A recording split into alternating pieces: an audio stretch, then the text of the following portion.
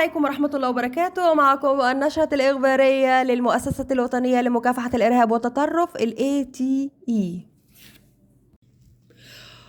موجات هجرة غير شرعية، الرئيس السيسي يحذر من استمرار التصعيد في المنطقة. موجات هجرة غير شرعية، يحذر الرئيس السيسي من استمرار التصعيد في المنطقة. استمرار الصراع بالمنطقة ستكون له تداعيات كارثية تطال الجميع.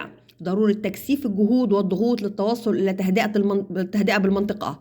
الصراع في المنطقة قد يؤدي إلى هجرة غير شرعية غير مسبوقة. نسمن المواقف القبرصية واليونانية في دعم الشعب الفلسطيني. وإلى هنا تنتهي نشرتنا الإخبارية للمؤسسة الوطنية لمكافحة الإرهاب والتطرف ATE. دمتم سالمين، والسلام عليكم ورحمة الله وبركاته.